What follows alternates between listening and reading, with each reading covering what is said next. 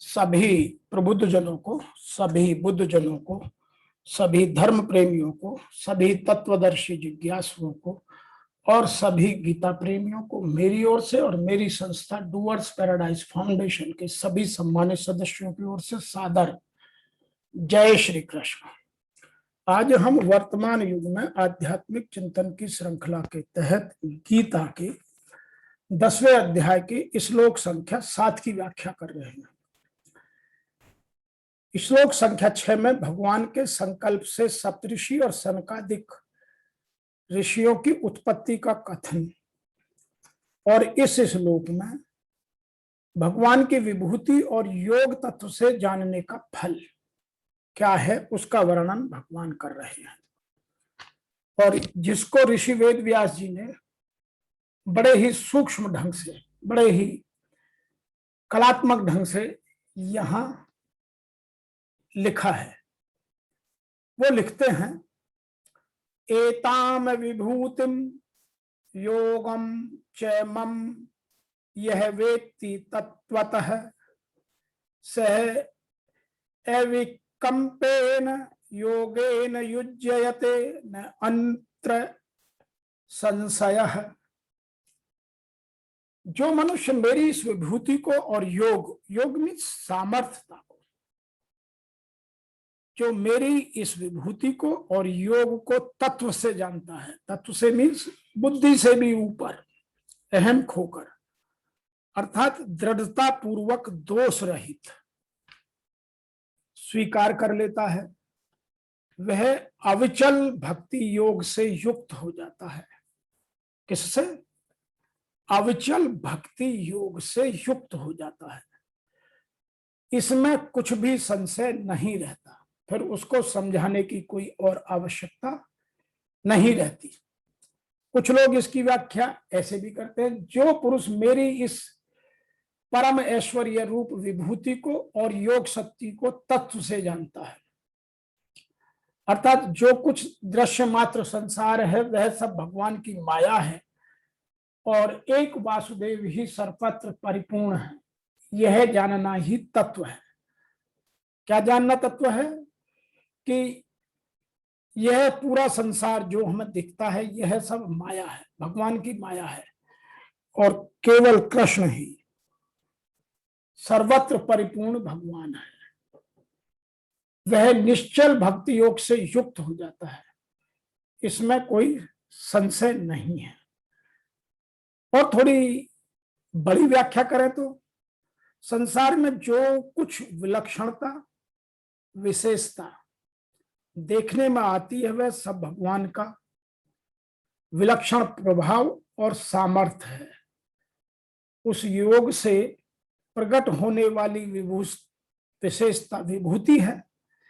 इस प्रकार जो मनुष्य भगवान को विभूति और योग के तत्व से जान लेता है कि जो कुछ प्रभाव या महत्व दिखता है वह सब भगवान का है, तब उसकी भगवान में ही दृढ़ भक्ति हो जाती है। एक भगवान के सिवाय दूसरी कोई सत्ता नहीं है, ऐसा संदेह रहित दृढ़ता पूर्वक मान लेना ही वास्तव में भगवान की विभूति और योग तत्व को जानना है। तो यह कहते हैं in English, he who knows in the truth of glory and power of mind is endowed with unshaken yoga, there is no doubt of it. Some people are explaining, there is no doubt that he who truly knows my divine yoga is united with unwavering yoga. The people are describing this shloka in English in different manner.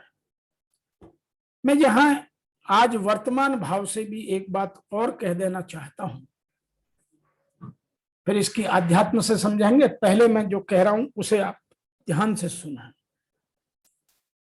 जो पुरुष योग और मेरी उपयुक्त विभूतियों का साक्षात्कार के साथ जानता है, खाली मुझे ही नहीं, मेरे जो विभूतियां हैं उनको भी जानता है। वह स्थिर योग द्वारा मुझ में एकाकी भाव से स्थित हो जाता है, फिर उसमें भटकाव नहीं बचता है। इसमें कुछ भी संशय नहीं है। जिस प्रकार वायु रहित स्थान में रखे दीपक की लौ सीधी हो जाती है, कंपन नहीं होता। योगी के जीते हुए चित्त की यही परिभाषा है। और प्रस्तुत इस श्लोक में अविकंपेन शब्द इसी को या इसी आश्रय को समझाने का संकेत करता है कि जैसे वायुरत स्थान में दीपक की लौ सीधा हो जाती है, उसी तरह से जब लोग निश्चल भक्ति योग से युक्त हो जाता है तो फिर उसमें कोई संशय, कोई उसमें भ्रम, कोई उसमें भटकाव नहीं रह जाता है।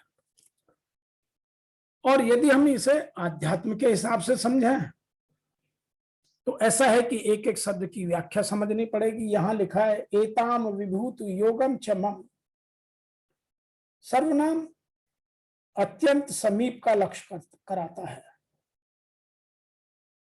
यहां तक शब्द चौथे से छठवें श्लोक तक कही हुई विभूति और योग का लक्ष्य कराता है। विभूति नाम भगवान के ऐश्वर्य का है और योग भगवान की अलौकिक विलक्षण शक्ति और अनंत सामर्थ्य का है। तो यहां दोनों चीजें प्रभाषित हो जाती हैं कि विभूति क्या है और सामर्थ्य क्या है, योग क्या है।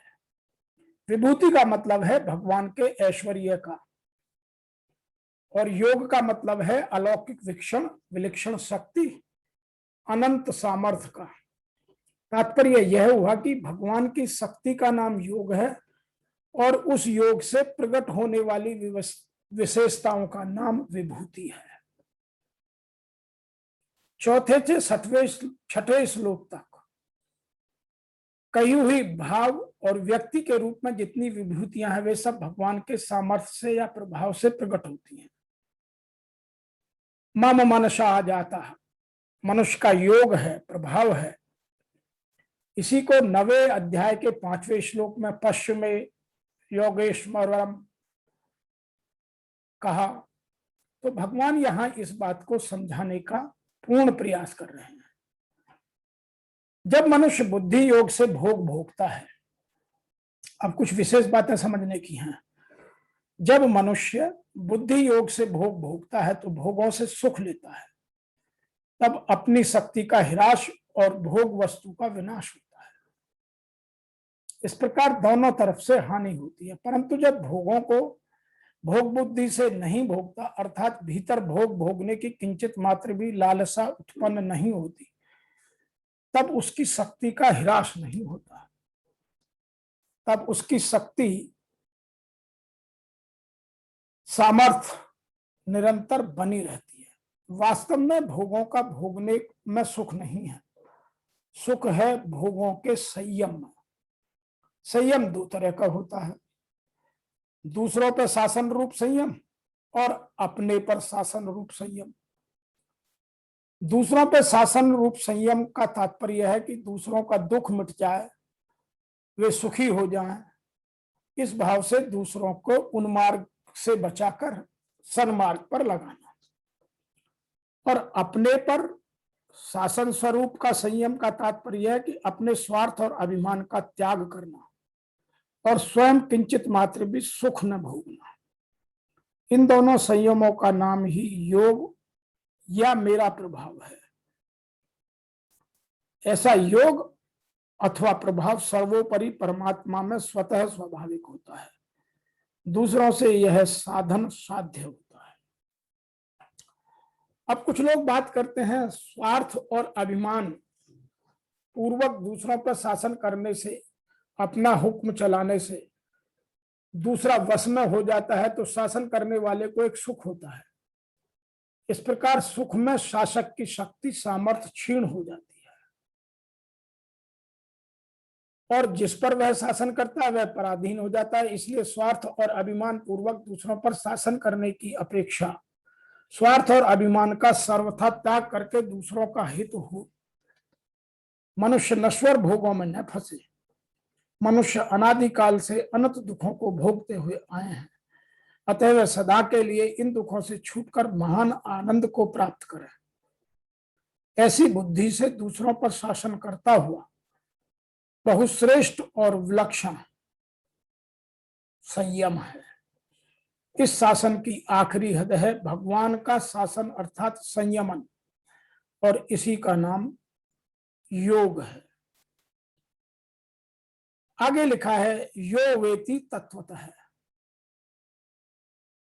विभूति और योग को तत्व से जानने का तात्पर्य है कि संसार में कारण रूप से मेरा जो कुछ प्रभाव, सामर्थ्य और इस कार्य रूप में प्रकट होने वाली विशेषताएं हैं, अर्थात वस्तु, व्यक्ति आदि में जो कुछ विशेषताएं देखने में आती हैं, प्राणियों के अंतःकरण में प्रकट होने वाले जितने भी भाव हैं, जो 20 भावों की बात हम पीछे कर चुके हैं, और प्रभावशाली व्यक्तियों की ज्ञान दृष्टि से, विवेक दृष्टि से तथा संसार उत्पत्ति और संचालन की दृष्टि से जो कुछ विलक्षणता है, उन सब के मूल में मैं ही हूं, यह भगवान स्पष्टतः कह चुके हैं। संसार में क्रिया और पदार्थ निरंतर परिवर्तनशील है। इनमें जो कुछ विशेषताएं दिखी हैं वह स्थायी रूप से व्यापक परमात्मा की हैं। जहां जहां विलक्षणता, अलौकिकता आदि दिखे, वहां वहां वस्तु, व्यक्ति आदि की विलक्षणता मानने से मनुष्य उसी में उलझ जाता है और मिलता कुछ नहीं है। कारण कि वस्तुओं में जो विलक्षणता दिखती है वह अपरिवर्तनशील परमात्मा तत्व की ही झलक है, परिवर्तनशील वस्तु की नहीं। इस प्रकार से मूल तत्व की तरफ दृष्टि जाना ही उस तत्व से जानना अर्थात श्रद्धा से दृढ़ता पूर्वक मानना है। यहां जो विभूतियों का वर्णन हो रहा है या किया गया है, उसका तात्पर्य है कि इसमें परिपूर्ण रूप से व्यापक परमात्मा के ऐश्वर्य के लिए विभूतियों के रूप में प्रकट होने वाला मात्र ऐश्वर्य परमात्मा का है। वह ऐश्वर्य प्रकट हुआ है परमात्मा की योग शक्ति से। इसलिए जिस किसी में जहां कहीं विलक्षणता दिखाई दे, वह विलक्षणता भगवान की योग शक्ति से प्रकट हुए विभूति की है और न उस वस्तु की। इस प्रकार योग और विभूति परमात्मा की हुई। उस योग और विभूति तत्व को जानने का तात्पर्य यह है कि विलक्षणता परमात्मा की है, अतः दृष्टा की दृष्टि केवल उस परमात्मा की तरफ ही जानी चाहिए। आगे लिखा है सो अविवेकेन कंपेन योगेन युज्यते। उसकी मेरे में दृढ़ भक्ति हो जाती है। दृढ़ कहने का तात्पर्य यह है कि उसकी मेरे सिवाय और कहीं भी किंचित मात्र भी महत्व बुद्धि नहीं होती। अतः उसका आकर्षण दूसरों में न होकर मेरे में होता है। आगे लिखा है नात्र संशय है। इसमें कोई संदेह की बात नहीं है। ऐसा कहने का तात्पर्य है कि अगर उसको कहीं भी किंचित मात्र संदेह होता है तो उसने मेरे को तत्व से नहीं माना। कारण है कि मेरे योग को अर्थात विलक्षण प्रभाव को और उससे उत्पन्न होने वाली विभूतियां अर्थात मेरे ऐश्वर्य को मेरे से अलग मानकर महत्व दिया है। मेरे को तत्व से जान लेने के बाद उसके सामने लौकिक सृष्टि और लौकिक दृष्टि किसी तरह की भी विलक्षणता आ जाए तो उस पर प्रभाव नहीं डाल सकेगी। उसकी दृष्टि उस विलक्षणता की तरफ न जाकर मेरी तरफ जाएगी। अतः उसकी मेरे में स्वाभाविक ही दृढ़ भक्ति हो जाएगी। कुछ विद्वान जन, कुछ प्रभु भक्त इसकी व्याख्या एक और तरीके से भी करते हैं। वो कहते हैं कि आध्यात्मिक सिद्धि पर परम परिणति है भगवत ज्ञान। जब कोई भगवान की विभिन्न ऐश्वर्यों के प्रति आश्वस्त नहीं हो पाता तब तक वह भक्ति में नहीं लग सकता। सामान्यतः लोग इतना ही जानते हैं कि ईश्वर महान है, किंतु यह नहीं जानते कि वह किस प्रकार महान है। यहाँ पर उसका विस्तृत वर्णन दिया गया है। जब कोई यह जान लेता है कि ईश्वर कैसे महान है, तो वह सहज ही शरणागत होकर भगवत भक्ति में लग जाता है। भगवान के ऐश्वर्यों को ठीक से समझ लेना और उसके बाद शरणागत होने के अतिरिक्त कोई अन्य विकल्प रह नहीं जाता। ऐसा वास्तविक ज्ञान भगवत गीता या श्रीमद् भागवत तथा अन्य ऐसे ग्रंथों से प्राप्त किया जा सकता है। इस ब्रह्मांड के संचालन के लिए विभिन्न लोकों में अनेक देवता नियुक्त हैं, जिनमें से ब्रह्मा, शिव, चारों कुमार, अन्य प्रजापति प्रमुख हैं। ब्रह्मांड की प्रजा के अनेक पितामह भी हैं और सब भगवान कृष्ण से या परमात्मा से उत्पन्न हुए हैं। भगवान या परमात्मा समस्त पिताओं का आदि पितामह है। अब कुछ परमेश्वर के ऐश्वर्य, जब मनुष्य को इन पर अटूट विश्वास हो जाता है तो वह अत्यंत श्रद्धा समेत तथा संशय रहित होकर परमात्मा को स्वीकार कर लेता है और भक्ति करता है। परमात्मा की प्रेमा भक्ति में रुचि बढ़ने से ही इस विशिष्ट ज्ञान की आवश्यकता है। परमात्मा की महानता को समझने के या समझने में उपेक्षा भाव न बरते, क्योंकि परमात्मा की महानता जानने पर ही एकनिष्ठ होकर भक्ति की जा सकती है। तो यहां भगवान ने हमें दो चीजें बहुत विशेष रूप से समझाने का प्रयास किया है। वो दो चीजें क्या है? नंबर एक है परमात्मा का ऐश्वर्य और दूसरा है परमात्मा का अलौकिक सामर्थ्य। तो जो भगवान का ऐश्वर्य है और जो भगवान की अलौकिक विलक्षण शक्ति और अनंत सामर्थ्य है, उसको जानने के बाद फिर कुछ और जानना शेष नहीं रह जाता। नंबर एक तो यह है। और दूसरी बात यह है कि तब तक वह निश्चल भक्ति योग से युक्त नहीं होगा, तब तक उसमें संशय रहेगा, और जब तक उसमें संशय रहेगा तब तक वह मुझे प्राप्त नहीं कर सकता। यहां परमात्मा ने संशय रहित होने की बात कही है। और पीछे के श्लोक में हम संशयात्मा विनश्यते, जहां संशय हो जाता है वहां विनाश संभव है, इसकी हम चर्चा कर चुके हैं। इसीलिए भगवान पर किसी तरह का भी संशय करना या भगवान की लीलाओं पर संशय करना भक्ति में अधूरापन है। अतः इस श्लोक की व्याख्या में आज इतना ही। फिर आपसे शीघ्र मिलते हैं अध्याय 10 के श्लोक संख्या 8 की व्याख्या लेकर। तब तक के लिए आप सभी को मेरी ओर से और मेरी संस्था डूअर्स पैराडाइज फाउंडेशन के सभी सम्मानित सदस्यों की ओर से सादर जय श्री कृष्ण। ओम नमो भगवते वासुदेवाय।